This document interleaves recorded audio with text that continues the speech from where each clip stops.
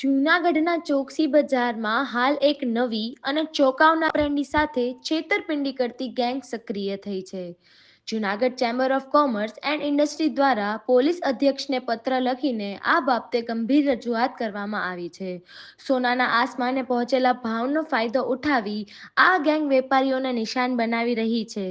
આ ગેંગ જૂના દાગીના આપી તેની સામે નવા ઓછા વજનના દાગીના લેવાના બહાને વેપારીઓ પાસે આવે છે. પરંતુ તપાસમાં સામે આવ્યું છે કે આ જૂના દાગીનામાં માત્ર 10 થી 20% જ સોનું હોય છે, બાકીનું બધું મિશ્રણ હોય છે. તાજેતરમાં જ જૂનાગઢના ગિરિરાજ જ્વેલર્સ આ છેતરપિંડીનો ભોગ બન્યા છે. તેમજ કેશોદમાં પણ આ ટોળકીએ છેતરપિંડી કરી, જેની ફરિયાદ એ ડિવિઝન પોલીસ સ્ટેશન અને કેશોદમાં પણ નોંધાઈ છે. ચેમ્બર ઓફ કોમર્સે માંગ કરી છે કે આ ટોળકીને વહેલી તકે પકડવામાં આવે, જેથી અન્ય કોઈ વેપારી આનો ભોગ ન બને. આપના નામ थे? મારું નામ ધ્રુવ પાલા. મારી દુકાન ચોકસી બજાર ચોકસી ગલીમાં ન્યૂ ગિરિરાજ જ્વેલર્સ નામની પેઢી છે. 10/1/26 રોજ મારી દુકાને 2 અજાણ્યા શખ્સો આવેલા, એક ભાઈ અને એક બેન, બપોરના સમયે આવી અને મારી પાસે જૂનો હાર વેચવા આવેલ ને સામે નવો દાગીનો ખરીદવો છે એ બાબતે અમને વિશ્વાસમાં લીધા અને એ બાદ અમે એનું ટેસ્ટિંગ ને ઓલરેડી કરાવતા એ સોનું અમને બરાબર જેવું લાગ્યું. બાદમાં અમે એના દાગીનાની પરફેક્ટ બધું કર્યું તો એ દાગીનામાં માત્ર 10% સોનું નીકળવા ધ્યાન પડ્યું. તો એ બાબતે અમે જુનાગઢ ગોલ્ડ એન્ડ સિલ્વર એસોસિએશનને જાણ કરી.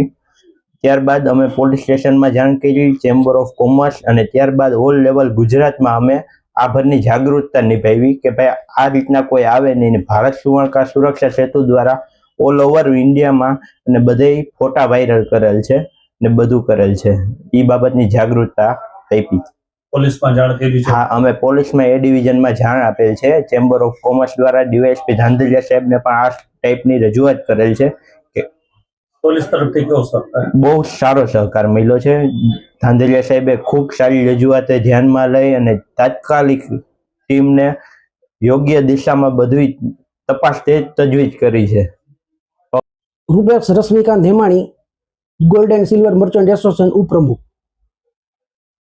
અમારે ત્યાં અમારે એક સભ્ય છે મેમ્બર એસોસિએશનના, એ વેપારીને ત્યાં એવી ઘટના બની કે એક ભાઈ અને એક બેન જૂનો દાગીનો દઈને સામે નવા દાગીના લેવા છે. અમારે ઘરે મેરેજ છે એટલે અમારી પાસે અત્યારે પૈસાની સગવડ ન હોય, એટલે આ દાગીનો અમારે દઈ દેવો છે ને સામે નવા 2-3 દાગીના લેવા છે. આ અનુસંધાને વાત કરતા અમારા વેપારી શ્રી એની યારે કામકાજ કરેલ, પણ દાગીનામાં એવું હતું કે દાગીનો એટલી બધી વ્યવસ્થિત બનાવટનો હતો કે એમાં કોઈ પણ વ્યક્તિને ખબર પડે નહીં, સિવાય કે એને આપણે આખો રિફાઇન કરીએ તો જ એમાં શું હકીકત છે એ જાણવા મળે. આ અનુસંધાને અમારા વેપારી છેતરાઈ ગયા અને એની અમારી એક રજૂઆત આવી કે ભાઈ આવી રીતે આવી ઘટના બની છે. આ ઘટના બની એટલે મેં ચેમ્બર ઓફ કોમર્સને લેખિતમાં જાણ કરી અને ચેમ્બર ઓફ કોમર્સે અમને વાત કરી અને અમને અમારી ભેગા આવી ડીવાયએસપી ધાંધલિયા સાહેબની પાસે અમે ગયા. સાહેબે બહુ સરસ રીતે અમારી વાત સાંભળી, રજૂઆત સાંભળી, હકીકત જાણી.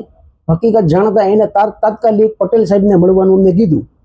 અમે પટેલ સાહેબ આગળ તાત્કાલિક ગયા એટલે પટેલ સાહેબે પણ બહુ વ્યવસ્થિત અમારી રજૂઆત સાંભળી અને ઓન ધ સ્પોટ એને 4 જણાની ટીમ બનાવી અને આ અંગે સૂચના આપી કે ભાઈ આની તમે તાત્કાલિક તપાસ કરો.